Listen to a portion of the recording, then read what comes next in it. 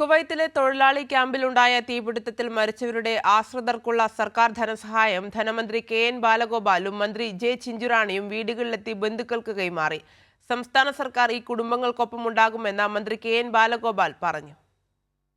സർക്കാരിന്റെ സഹായമായ 5 ലക്ഷം രൂപ, നോർക്ക വഴിയുള്ള 11 ലക്ഷം രൂപ, നോർക്ക വൈസ് ചെയർമാൻ യൂസഫ് അലി നൽകുന്ന 5 ലക്ഷം, ഡയറക്ടർമാരായ രവിപിള്ളയും ജെ.കെ. മേനോനും നൽകുന്ന 2 ലക്ഷം രൂപ വീതവും, ഫൊക്കാന പ്രസിഡന്റ് ബാബു സ്റ്റീഫൻ 2 ലക്ഷം രൂപയുമാണ് മരിച്ചവരുടെ ആശ്രിതർക്കായി സർക്കാരിന് കൈമാറിയത്.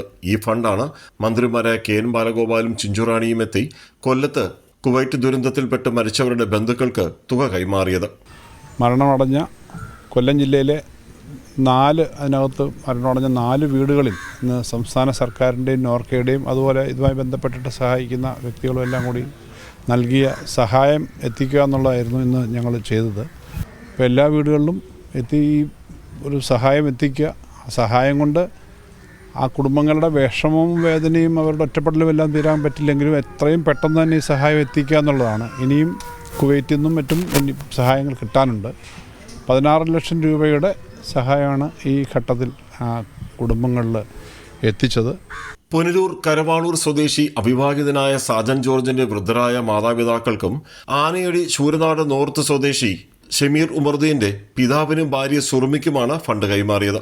കൊല്ലം മതിലിൽ കന്നിമൂലയിൽ വീട്ടിൽ സുമേഷ് പിള്ളയുടെ ഭാര്യ രമ്യയ്ക്കും രക്ഷിതാക്കൾക്കും തുക കൈമാറി. എനിക്ക് തൊഴിലാണ് ഇപ്പോൾ ആവശ്യമുള്ളത്. അദ്ദേഹത്തിൻ്റെ ഇതിലായിരുന്നു ഞങ്ങൾ ഇത്ര നാൾ കഴിഞ്ഞുകൊണ്ടിരുന്നത്. അപ്പം ഒരു തൊഴിലുണ്ടെങ്കിൽ ഇതോട്ട് മുന്നോട്ട് പോകാതിരുന്നത് ഞാൻ സാറിന് നിവേദനം കൊടുത്തിട്ടുണ്ട്. അപ്പോൾ അതിനൊരു നടപടി ഉണ്ടാവുകയാണെങ്കിൽ ഇത് ഉപകാരമായിരുന്നു.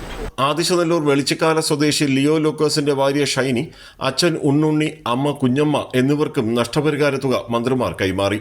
MLA-മാരായ PS സുബാൽ, GS ജയലാലും കൊല്ലം ജില്ലാ കളക്ടർ N ദേവിദാസ്, മറ്റ് ജനപ്രതിനിധികളും മന്ത്രിമാർക്കൊപ്പമുണ്ടായിരുന്നു. കൈരളി ന്യൂസ്, കൊല്ലം.